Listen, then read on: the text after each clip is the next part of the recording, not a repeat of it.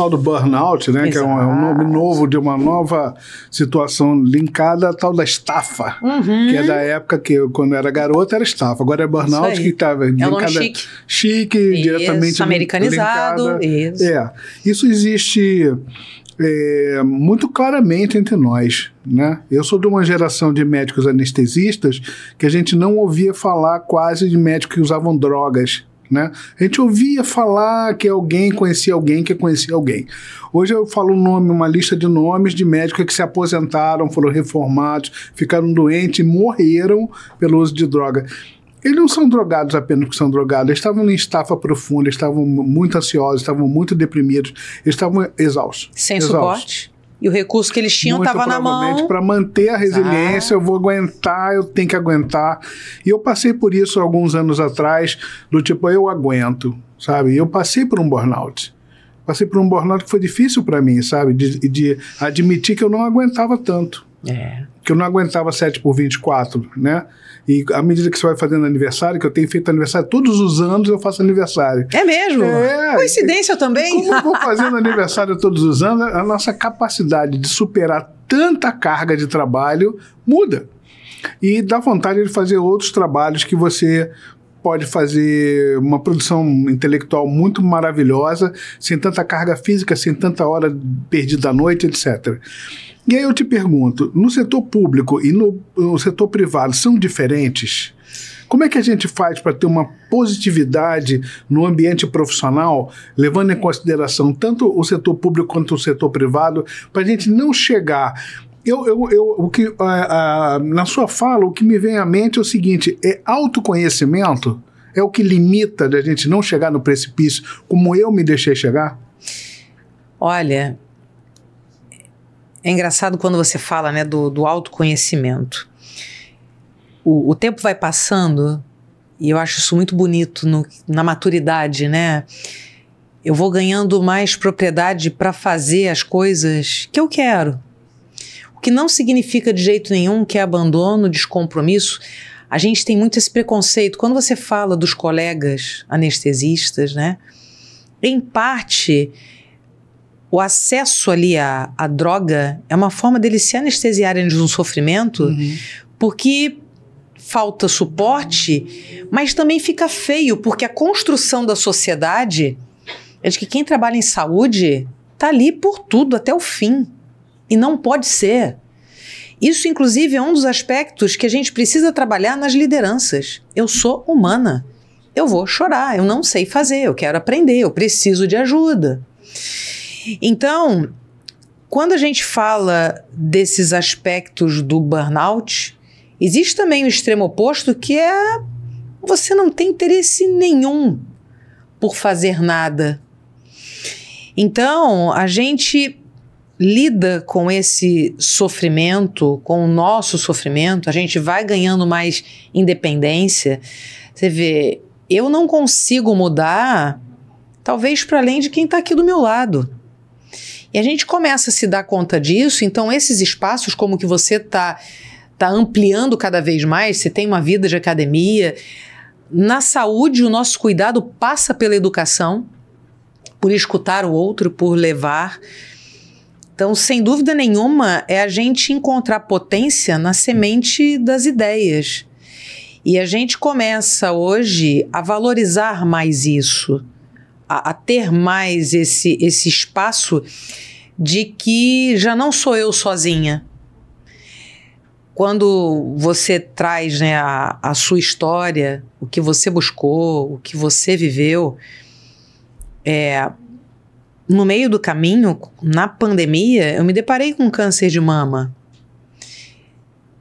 E eu me lembro que depois que eu fiz a cirurgia, a radioterapia, uma médica amiga me perguntou, Cris, agora você precisa lembrar saber o nome do teu câncer. Eu falei, cara, o nome do meu câncer? Que pergunta potente. E eu vou te dizer, é hipocrisia. Eu represento papéis. Quando você fala do SUS, quando você fala do privado, são trabalhos. O dinheiro está presente em ambos. Em um, quando eu falo de SUS, ele é a base, sustento, custeio.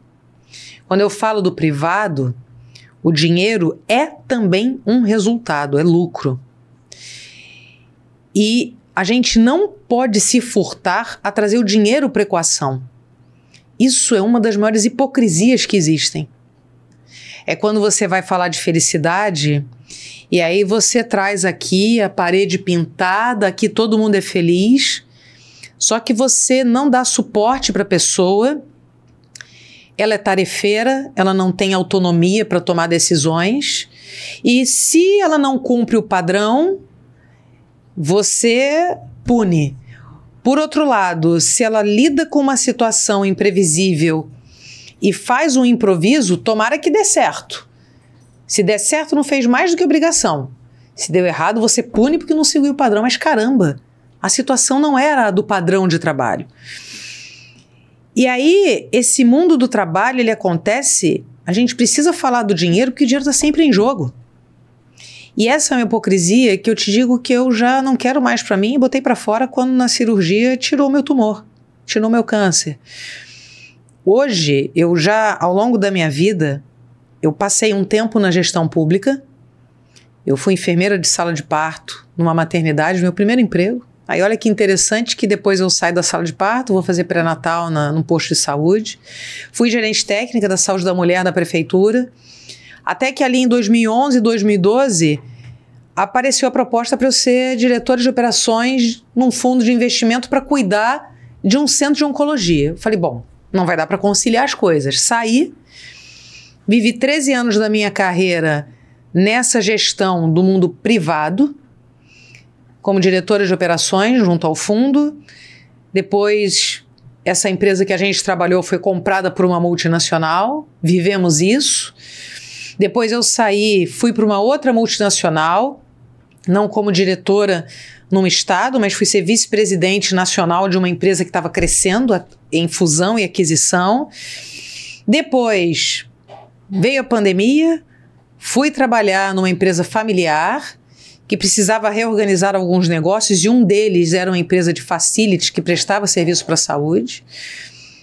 E aí agora eu volto para o contexto da saúde pública, volto para a área materno-infantil, olha como é que a vida vai fazendo, e todo esse conhecimento que eu tive, eu volto para um SUS, onde eu te digo sem medo nenhum, tem toda a qualidade de assistência que o privado tem, e a gente enquanto sociedade rotula muito da qualidade do SUS, da qualidade do privado.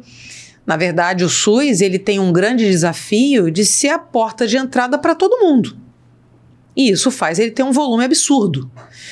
Talvez, hoje, como eu estou numa maternidade localizada na Ilha do Governador, então a questão do território influencia, eu te digo que eu consigo trabalhar num fluxo de volume completamente adequado.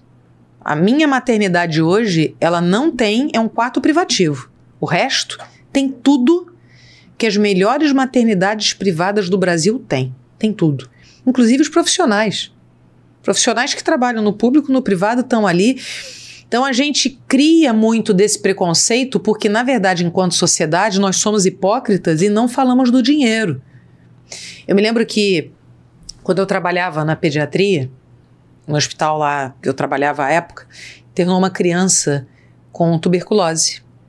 E remédio para tuberculose você não compra, você pega do público, é o controle que existe. E eu me lembro que eu fui buscar num centro municipal de saúde medicamento. E quando eu cheguei lá, mas você trabalha em tal hospital? Lá eles cobram até agulha. Eu olhei para aquilo, a agulha vai custar dinheiro no público ou no privado. Inclusive é a mesma agulha. Qual é a dificuldade que a gente tem de falar de dinheiro? Que mundo hipócrita é esse? Que todo mundo gosta do dinheiro, mas não quer falar. Eu trabalho por amor, tá certo, eu trabalho por amor sim na saúde. Aí eu chego no supermercado, eu digo, moço, eu amo muito meu trabalho, pode passar minha compra de graça? Isso não existe. Por outro lado, você tem grandes empresas no Brasil abrindo capital na Bolsa de Valores, se relacionando com outros, e que sim, é para trazer lucro também para a saúde. Agora, em que medida? Às custas de quê? Foi o que eu fui estudar no meu doutorado. E para minha felicidade, quando eu fui fazer a revisão de literatura, no mundo inteiro, Desde 94, quando se começou a falar na saúde de Value-Based Healthcare, entregas baseadas em valor, desde 94 até 2020, só 38 trabalhos científicos no mundo colocaram lucro e entregas em saúde. Olha que hipocrisia. Aí começo a olhar, só um hospital na Tailândia falou do começo ao fim do que a gente chama de cadeia serviço-lucro. No Brasil, eu bati na porta de todos os maiores grupos econômicos para fazer uma pesquisa. Vem cá, me deixa entender o quanto que um ambiente feliz para quem trabalha pode gerar uma maior fidelidade do cliente, um cliente embaixador da tua marca, um NPS bom, isso as pessoas fazem, o Net Promoter Score, e o quanto que isso dá sustento, lucratividade, perenidade e crescimento. Ninguém abriu as portas, Paulo. Por que não? Qual é a dificuldade que a gente tem?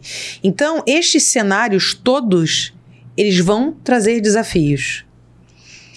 E a dor, e a dificuldade e o sofrimento vai estar presente em um ou em outro, cada um em uma medida mais ou menos, mas se hoje no público eu não tenho que prestar contas de lucro, eu tenho que prestar contas de sustentabilidade, mas tanto no público quanto no privado, quando a gente fala de saúde, é a vida do outro.